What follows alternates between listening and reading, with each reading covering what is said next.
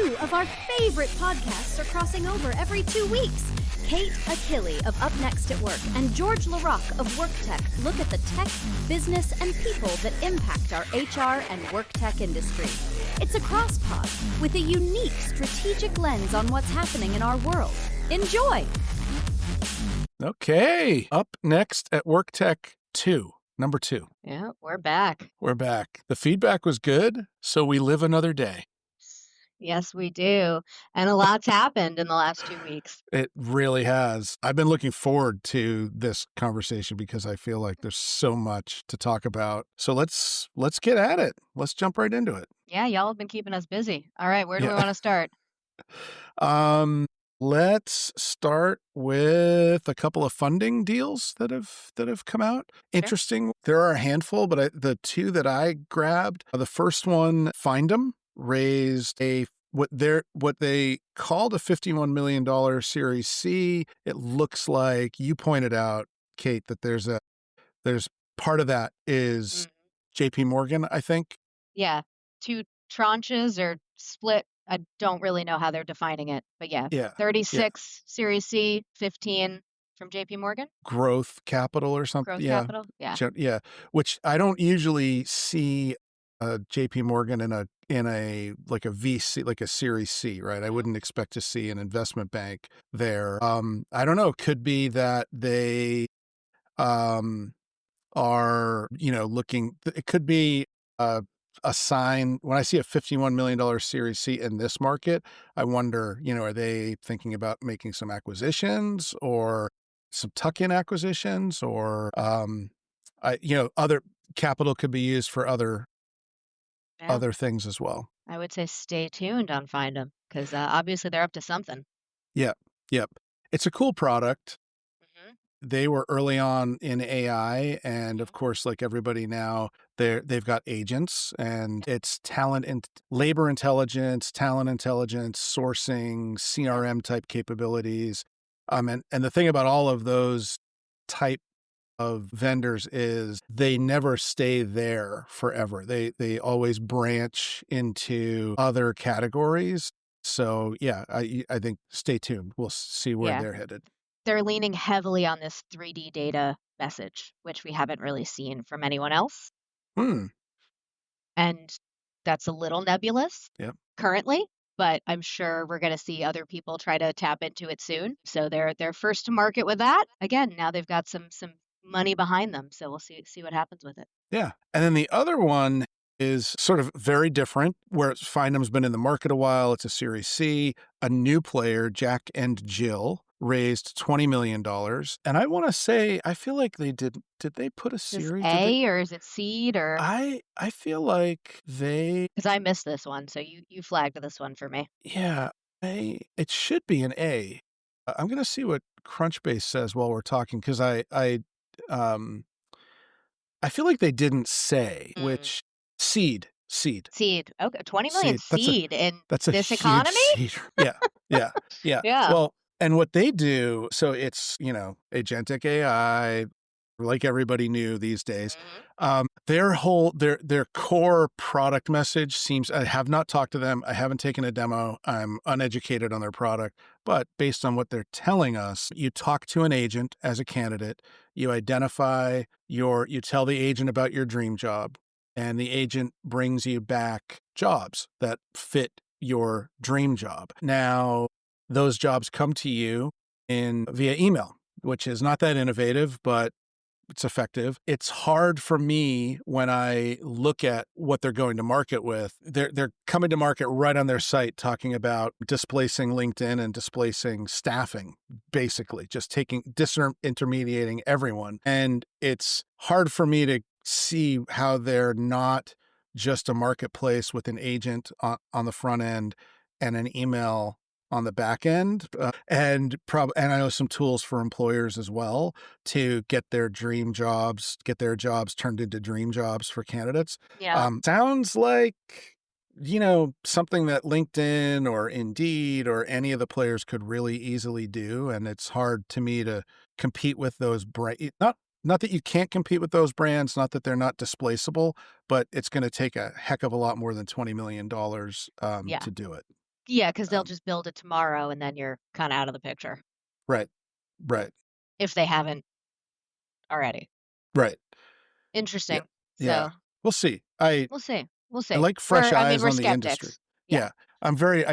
I'm always, I should probably have like a disclaimer on any podcast. Like, I'm jaded. Hi, I'm George and I'm jaded. But I like fresh eyes Yeah. on the industry because fresh eyes, new ideas, energy, but at the same time, those folks, the fresh eyes that come into the industry that do the best are the ones who spend some time really understanding it, not understanding it like textbook theoretical understanding.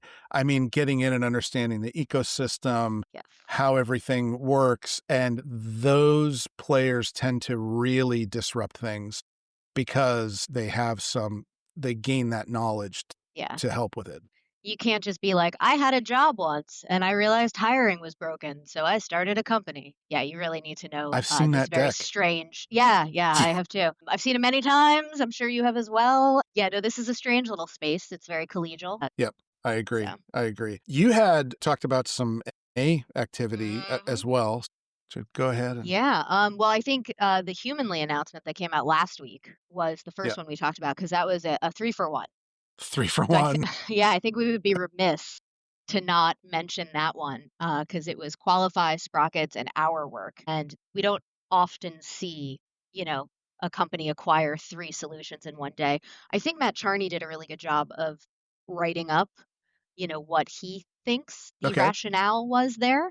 And what they're aiming to do as they kind of build out the platform with Humanly. But again, don't usually see that kind of acquisition strategy. Yeah. At least I haven't. Maybe you have. And they're not a big vendor. I mean, it's like I call it a bold roll up. And for their size, it is pretty bold to do that. I interviewed all of the founders. So Sprockets had acquired the IP for Our Work. So it was sort of like, there are 3 founders, but there are 4 entities, coming together. And I think on paper, they were all already integrated, but integrating as partners versus integrating as one platform, that's a whole different ball of wax. And it's all in this, I wouldn't say, while they can do frontline hiring, it's not a frontline hiring play as much as it's a high volume play, which could be any type of hiring. If you look at Humanly, Sprockets was definitely franchise plays in frontline and a high volume, and then workforce management sort of post-hire, but Qualify is automated AI-driven voice interviews and screenings.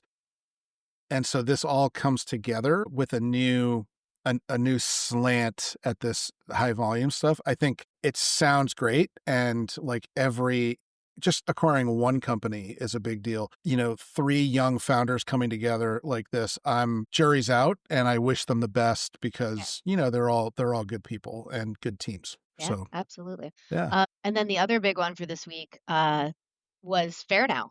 FairNow.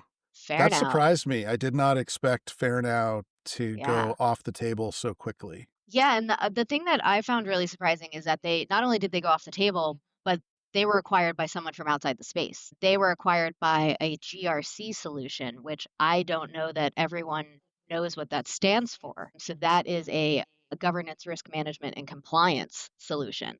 Yeah. Not an acronym that gets thrown around in HR tech all the time. So Audit Board was the acquirer of FairNow. And I think this one is particularly interesting because we are seeing, obviously FairNow was an AI governance solution, but I think we're seeing the governance word get used more and more and more in HR tech. Verizon put out their 2025 Mobile Security Index this week.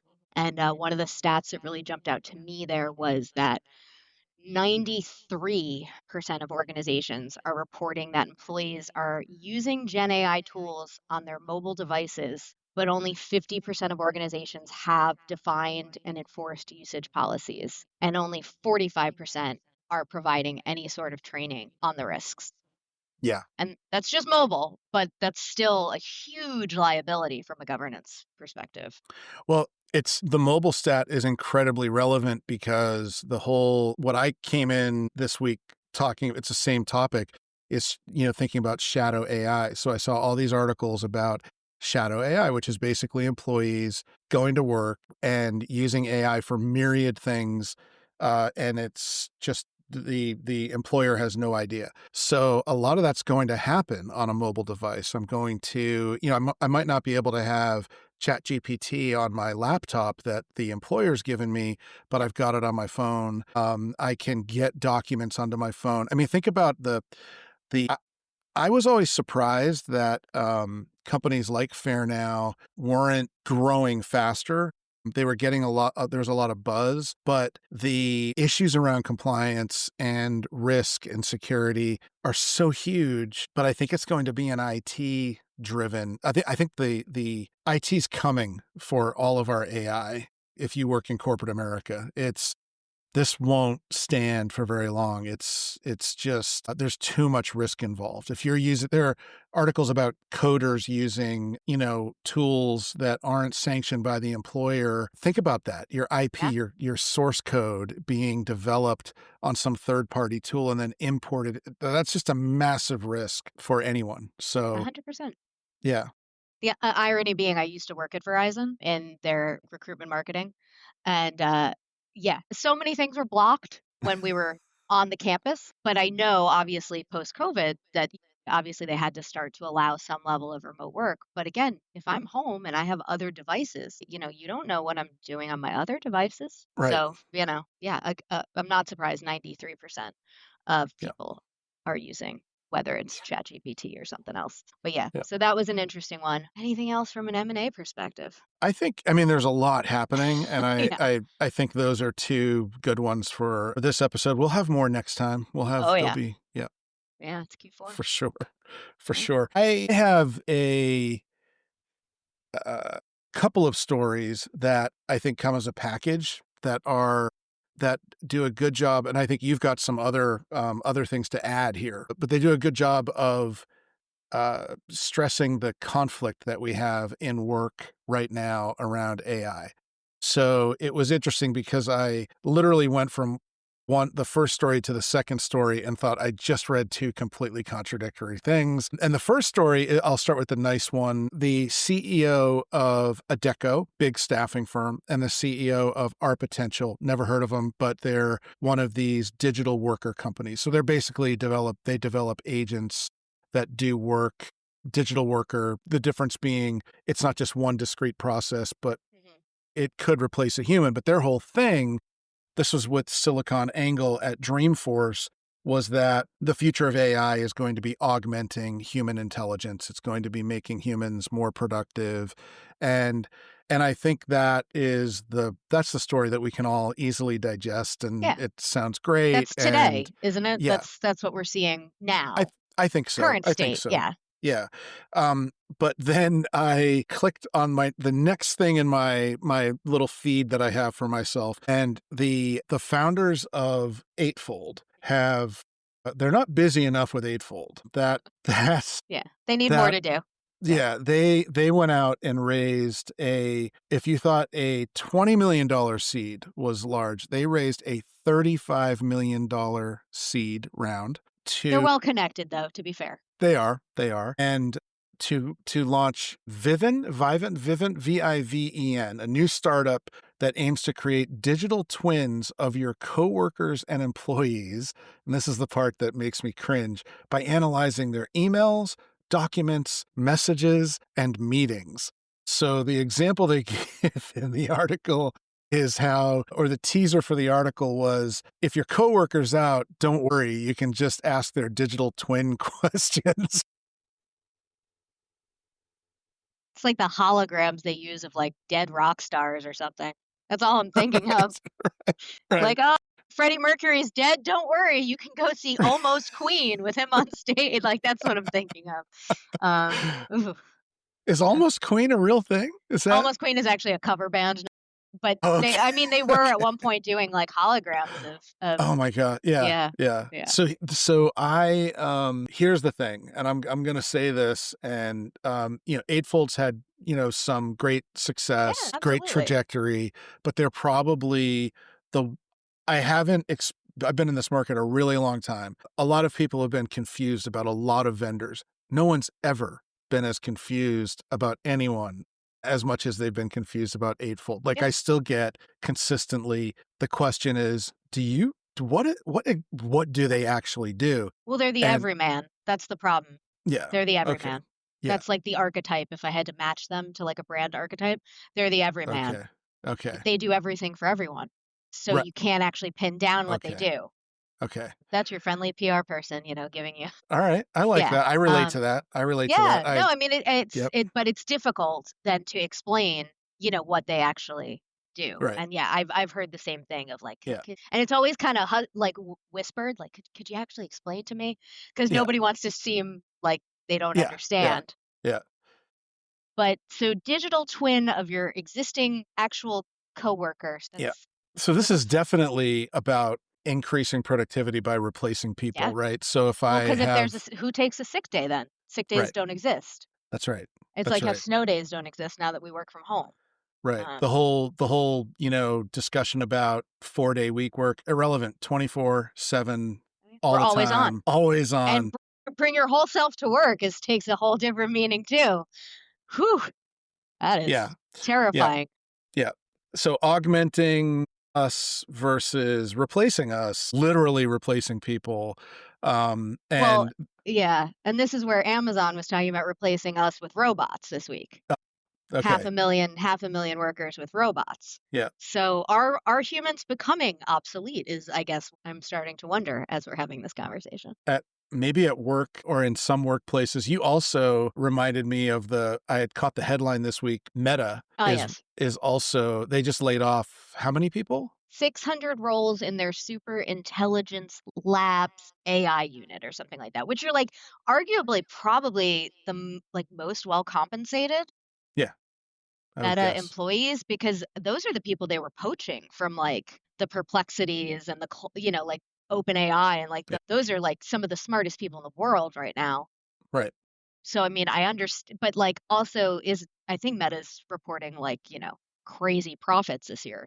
That was the story that I had seen, was about how crazy profits, revenue growth. But to your point, it's like, hey, come over here and help us develop this insane AI that is then going to replace you. That is then and then we're going to lay you off. And the headline will read that it's because of the tech that you created. Yeah, they probably all created a clone of themselves, and now they no longer. Yeah, I mean, depending on, I don't know what data set Meta is using or the super intelligence lab, but if it's super intelligent, oof. Yikes. There's a book that I can't remember the author's name. It's new. He runs one of the most reputable AI, think tanks, has for a long time, policy oriented. And the title of the book is If Anyone Builds It, We'll All Die. And it's all about, it's basically just because you can doesn't mean we should around AI. And I heard him interviewed on Hard Fork. And it was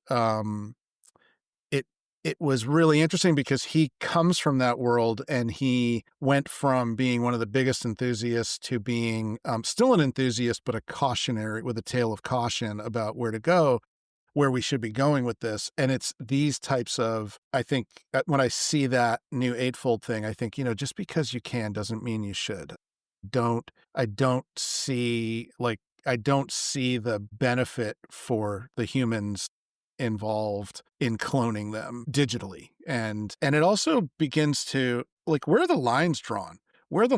I know that I'm using my employer's laptop to write these emails and communicate, but how much of what I'm communicating is my knowledge and my experience and my expertise, and how much of that are you stealing? Not just the document that I wrote, not just the framework for implementing a new customer, but and the intellectual property. I mean, that's what it comes down to. Right. Is what's our brains and what's not anymore. Which, I mean, I guess that brings me to the Reddit lawsuit. I don't know if you've I I mean, wasn't planning on giving you a no, segue, but there you go. I wasn't Yep. planning either, but I mean, I think it slots in real nice Yeah. right here Yeah. because Reddit is suing pretty much everyone right now Okay. because they're saying that they had protected their site from, being used for AI purposes. And the lawsuit really singles out Perplexity. Like they're very mad at Perplexity. Okay. Basically, they're suing everyone that they say has scraped Reddit, and obviously Reddit is 20 plus years old at this point. That's a Yeah. lot of information. And the part that really got me though is the lawsuit, and the whole filing's online. You can download it. The lawsuit refers to Perplexity as an artificial company that is more akin to a North Korean hacker. Wow. Them's fighting words. Those are some fighting words. But again, like in terms of what is intellectual property, because again, Reddit is a community. Right. So that's, I mean, does Reddit own what's on Reddit or do the users? Yeah. So like this gets very complicated and very messy. But to the point you were just making, George, this Reddit lawsuit is going to set some precedents because, if Reddit owns what's on Reddit, and it can't be used for AI because they say that they had, protected themselves. What about all the publishers who are saying their books can't be used, the audiobooks can't be used, like everything, other websites, like what about the news? Like what if what if CNN says that nothing on CNN.com can be used for AI purposes? It's where does this stop and where does it, where does it end? It's so complicated. It challenges. So my visceral reaction is, well, it's their stuff, and if they're protecting themselves, but then when you think about it, yet I can go Google and find your Reddit and access. I think I have logged into Reddit, but I never do anymore. But I do. I will look at a Reddit for information, and some of it's helpful, like anything. Some of it isn't. But if I can crawl the internet and get access to Reddit and just as a human, then where does that line get drawn? That's a challenge. Yeah. So as an individual versus, I mean, this gets real messy. Right. It reminds me of the LinkedIn suits where I think some of the lines were drawn on what was accessible and what was accessible via a license. I'm not an expert on that stuff, or I have to refresh my memory on it. But I think there were similar challenges where some companies had built their businesses based on scraping LinkedIn profiles. Yes. And I think that's also difficult because, LinkedIn's doing a great service by creating these profiles, but at the same time, if it's in the public domain, shouldn't it be accessible for us to use more efficiently? I think but LinkedIn's closed a lot of their APIs at this point. Like LinkedIn is it's very hard to access, and it's very hard to tap into a lot of, what's on LinkedIn at this point from the outside. Yeah. So. Yeah. Well, and I think that's the solution. And I like Reddit's business is more attractive to anyone because of the fact that SEO can find topics on Reddit, and then I don't know how they monetize, but if they close that off, is it as useful? Yeah. But is it if they don't close it off, is it just a race to the bottom because once if Perplexity scraped it all, then I'm getting the same content there. The wild, wild west right now. And I mean, AI regulations, obviously that's a whole other topic, and it's another one. Yep. All right. So else we got? All right, I'm going to keep us low for a moment, and then I want you, and you can bring us home on one that's a little more fun to laugh about. Sure. That we talked about.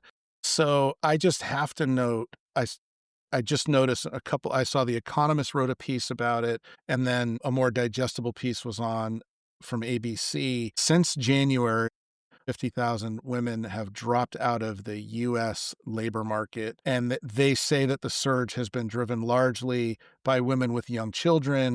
The high cost of daycare, childcare has been blamed, and that is just, after all the progress that's been made, that was shocking to me, because these are women leaving the workforce, not being laid off. These are their levers, if you Yeah. will. Well, there you go. There's the return to office. What do you think is happening? If Yeah. you're forcing women to go back to a physical office 5 days a week, Yep. and you're not providing childcare or a subsidy or something like that, this is something employers aren't taking into account. If you're not adjusting compensation, you're going to lose your talent. I mean, there's ample studies that have shown that if, women don't make, if women, or men, however the family structures their finances, people don't make over a certain amount of money. It doesn't, it doesn't make sense for people to stay Right. in the workforce. Given current cost of living, in certain parts of the country, yeah, people are going to drop out. And at the same time, Amazon's 500,000 people with robots. Right. So, obviously 450,000 women leaving the workforce for childcare purposes. You're talking a lot about, women who are millennials, Gen Yeah. X to some extent, like Yeah. some Gen Z, probably not quite as much. They're kind of just aging into, well, no, probably some Gen Z as well. Yeah. That's true. These are women who would be on amazing career trajectories right now, and you could potentially be losing them forever. But again, Yeah. these are things that employers don't care about, apparently. Yeah. Yeah. It was shocking to me. I did not expect it. Yeah. I probably should have expected it, Yeah. but I did not. I'm fully aware of the high cost of childcare Yeah. and healthcare and Yeah. all the burden that it creates. But that's pretty bad when you're losing, 500,000 people in women Less than a in year. less than a year. And it hasn't been That's not part of the good. return to office conversation. That's been missing this whole time from that narrative. Right. We keep hearing from CEOs talking about why we need people back in offices, but we're not hearing from why they shouldn't be. Yeah. And cost of childcare is a great reason why. Yeah. Because, not So everybody can afford thousands of dollars a month. Yeah. Well, this definitely creates an opportunity for employers who have solutions for this, but they're probably already reaping the benefits of that because those workplaces tend to attract smart people who are looking for a good culture, a good environment. But like I said, I wanted to just keep us down there for a little bit more and then let's shift gears. Let's bring it back up. And I think we both I came in talking about, there's this new vibe working thing, not vibe coding. That's different, but it's vibe working. And then I have to let you get all the thunder for who you discovered or what you discovered. Well, explain the vibe working first. Okay. For the folks who don't. All right. So vibe working is basically AI being everywhere. It's that you can, talk to your app and tell it, rather than think of vibe coding. With vibe coding, you can just in plain, language describe what you want. And this app develops the front end, theoretically the back end prototype. And not a stitch of code was written by a human. Vibe working is companies embedding their AI everywhere and moving it toward the same model. So the AI is always on in like a Microsoft Excel or Word or PowerPoint, and it's taking what you've done or what you've told it and creating something, the next revision or something better. So that's what is making its way everywhere, literally everywhere. Everywhere you would touch your computer or phone, vibe working is coming your way. Yes. So And Microsoft Copilot is an example. right. It's embedded in when I go to Excel to work with my numbers, Copilot's with me now. And it's in the example. Yeah. It's also in PowerPoint and Word and everywhere that I go for Microsoft. Yep. And so what Microsoft introduced this week as part of the, not vibe working, but in general, is they introduced Mico. I assume it's pronounced Mico. It could be Mico, but I think it's Mico. I think it's Mico. I think it has to be Mico. And it's got to be Mico. And Mico is the new Clippy. For anybody who remembers Clippy, you can go online and see what Mico looks like. There's a video and there's a whole article that I found on TechCrunch. And the fun Easter egg is if you click on Mico enough times, they, I guess, turn into Clippy. But yes, they have added added a fun little character, and they're calling Mico Clippy for the modern era. No. Because we needed a new friend, I guess, to keep us company until our digital twin arrives. I don't know why we need to give this technology like these attributes. I don't like I'm sure there are usability studies that they're clearly, they don't do anything. Yeah. But I just, so if you're going to do it, I don't know why they didn't just like, it would have been hilarious and fun. Just bring Clippy back. Yeah. Just bring like a modern Clippy with better animation or something. I don't know. Yeah. Do you know I guess who they have to appeal to like the people who don't remember Clippy, I guess. There's Maybe a whole that's it. new, There's a whole new, it's like a whole new generation to meet Clippy. Anyhow, yeah. So now there's Mico. And, you know who Mico reminds me of? I didn't see this at first, but when I just looked at Mico, back there used to be, maybe they're still out there, the Teletubbies. Remember the Teletubbies? Yes. Oh yes. And the sun. The sun. Oh yeah, you're right. It's kind of the little. Looks like the sun. Yeah. Kind of, I don't know why we have to anthropomorphize everything now. That's the word. Yeah, it's very creepy and weird. Yeah. And also, like we're adults. We are grown adults. I don't necessarily need a cartoon to keep me company throughout the day. Right. I mean, I guess, Clippy was fun. Honestly, I didn't even really use Clippy that much when, I was younger, but, here we are. I didn't either. It's kind of annoying. Clippy, I remember Clippy being annoying. I turned Clippy off. Yeah. Like whenever Clippy appeared. Yeah. And for those of you, probably many that are too young to remember Clippy, it was basically a paper clip with eyes and a mouth. The original AI agent. It bounced a lot. I remember it like, or it was springy because it was a paper clip. Yeah. It's like the original. And it wouldn't leave you alone. It gave you recommendation. Yeah. Anyways. Yeah. But so there you go. It is. I think that's it for. I think that's it. And this was another good one. Yeah. And our pit and peak for the week. Yeah. That's our ending. So I'm going to give one that's both a pit and a peak. Okay. I won't put George on the spot this time. I know that that freaked you out last time. So this is one that I found to be both a pit and a peak. And I will explain why. So we talk a lot about AI, or we have so far on our 2 episodes. And obviously AI is everywhere, and with it comes these massive data centers. And we know that that's putting a lot of stress on resources in certain areas. And so one thing that I found out this week through Sharon Goldman, who writes for Fortune, she has a Substack. Apparently AI data centers are actually affecting the November election. Obviously, a lot of states have elections coming up. In New Jersey, for us, it's a gubernatorial election. Yep.